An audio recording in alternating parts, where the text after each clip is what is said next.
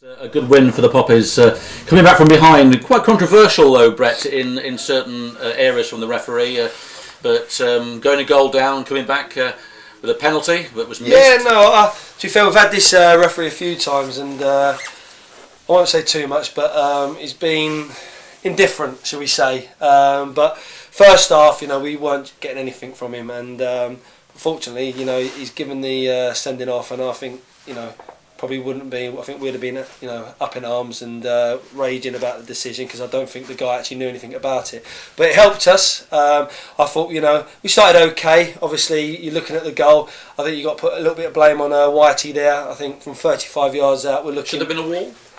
I think 99 times out of 100, if there's no wall and he's shooting from 35 yards out, you'd expect the keeper to save it. We can show you that one, Brett. If Reece can get up their first goal, or the only goal that they scored. But I'm kind of only saying that because I know what Whitey can do, but it's a long way out there.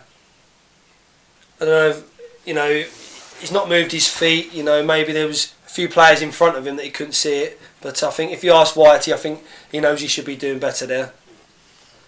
Yeah, and there it is again there, but 1-0, and it was against a run of play, really, wasn't it? But no, we've reacted well. We started to get on top of the game. Then we started using JJ a lot more, and I think once he's taken that guy on and he's got that foul, and the free's got the booking, they started to worry. So then they started doubling up, and then we started getting Bateman more into the game, and we find little spaces, and Az has had a few chances, and testing, and we've tested the keeper. So first half, we started to work back in, and then managed to get the penalty. Yeah, we got the penalty. We can show you that. It was a Nathan Hicks penalty. At this point, we hadn't scored at Latimer Park from penalty, and it looked like once again we weren't going to.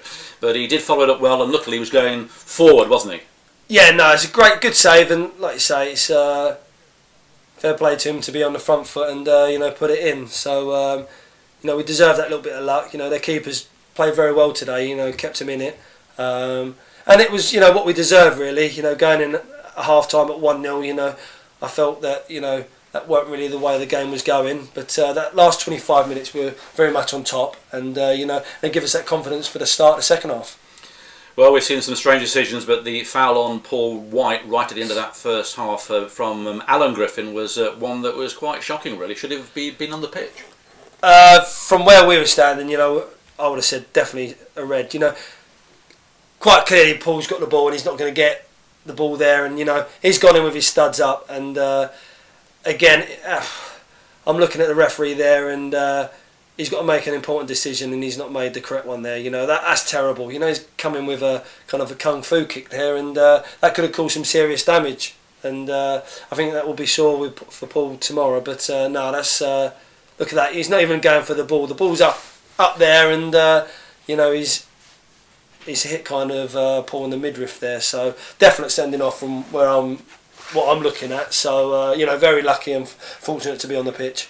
Well, half time 1-1, then came out second half, and it really all hinged, as you said earlier on, Brett, on the red card to Kelly, the goal scorer for them. That once he got sent off, we can show the sending off. It was quite a strange one, I would say. It wasn't really his fault, and we haven't got that. I'm getting the signs here. Oh dear, oh dear, oh dear. But it was a strange one, wasn't it? Yeah, it was. I think what happened. I think Paul had come for the cross, got it there, and we were looking for that quick counter attack. And to be fair to their number 3, I think he was actually running away from the ball, and it's just that Paul's kind of hit it, and it's hit the back of the head, and then the ref's seen that the ball's gone behind and straight away blew, and I don't think he's actually had time to think about it. I think his first reaction is he's jumped in the way, and I thought obviously he's got to book him, and then obviously knowing that he's already been booked, he's got to be sent off. But from looking at that, Alan Griffin's first half challenge, I think it does even itself up. So and after that, we've made good use of their disadvantage, and we got the fullbacks pushing on a lot further. Jack's come into the game, Bright started pushing on a lot more, and we started to get into the game. Yep, the Poppies went 2-1 ahead through the impressive from Aaron O'Connor, who was man of the match. Hopefully we'll get Aaron in a little while, but his goal scoring run continues. He's now scored 16 goals, scored last week an acute angle shot, and this was a beauty, wasn't it, as well? Yeah, Aaron's obviously, since he's when he first came, he'd not been playing much football, and it took him a month or so to get kind of match fitness, and now he's playing. His work rate and his runs are. For all youngsters looking, they've got to look. If you want to be a striker, look at his runs and his work rate and things like that. The centre half's got the ball, and he's just gambled in making a mistake, and it's gone for him, and look, he's straight on it. Even with a few bobbles, he's managed to get his body in the way, and then calmly put it past him. But he could have got 2 or 3 today, and he was very unfortunate not to. But he's been a brilliant addition to the team. And the final goal came from James Hall, a penalty with Hicksey off the park, and we all were saying, are we going to see a penalty scored at Latimer Park? And yes, we did. We saw this one right at the end.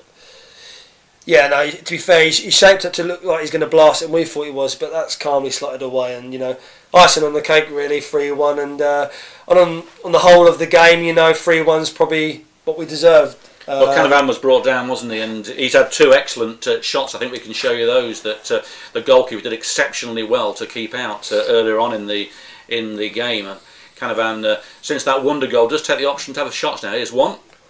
Yeah, I think it was about the first 5 minutes of the first half. I think first touch he's looked to probably shoot, or he should have shot, and he's then looked to turn away and play, and he's actually got caught. And we actually said to him, areas like that, test that keeper. And and to be fair to the other players in the team, we started testing that keeper, and keeper's probably been their best player and kept him in it. But we kept plugging away, and I think you look at this week, last week, and the games that we've had. It's great character.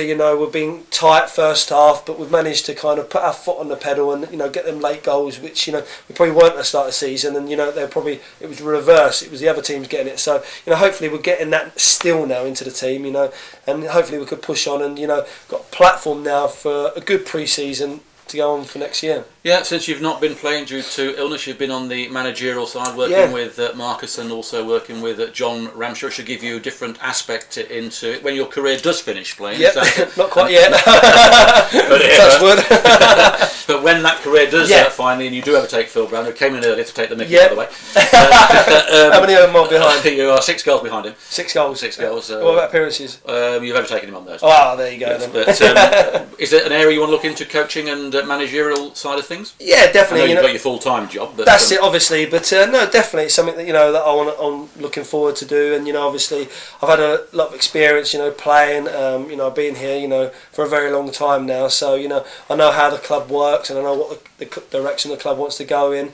So I feel I've got a lot to give, not only obviously on the pitch still, but behind the scenes, and thankfully the gaffer's given me that opportunity to give my views and ideas and that, and we're kind of working good now as a team, and I'm starting to the last few weeks, get my ideas across, and it's good to hear, obviously we've got the experience of John, I've known Marcus for a very long time as well, so the 3 of us now, there's different ideas, and it's kind of working together. Excellent. Well, thank you very much, Brett. That's no good. We'll be seeing you again then. It looks like that you'll be in these positions more often. Well, that's it. Hopefully not too much at the moment. How is the illness? Are you... No, it's not the illness actually. It was the calf. Obviously, I had the illness, and I was, to be fair, I had it for about 7 weeks. So, strong dose of antibiotics. Managed to clear it, and obviously I've come back a couple of weeks, and then the Brackley game. And to be fair, wherever I had the illness, I think that probably caused the calf to strain, and I played the Brackley game. It kind of went the first 10 minutes, but I've carried on stupidly, and it's just caused more damage. I tried to play against Frome, it went in the warm up, and I've had a couple of weeks off. Went for a run Thursday and Friday, but still not right. I still can feel it, so hopefully another week out, and I can start working my way back, looking for the final on that Tuesday. So that cup final, because you played against Kettering once for that team, I shan't mention, at Rockingham Road, and won it there, didn't we? You? We won, beat them 2-0, beat Kettering 2-0. I can't remember that. No. So hopefully a reverse score this time. Scoreline. Yeah. Thank you, Brent. Well, pleasure to have you in here, and Brett Solkhon there, who's been taking on some coaching responsibilities with Marcus Law and John Ramshaw, hopefully.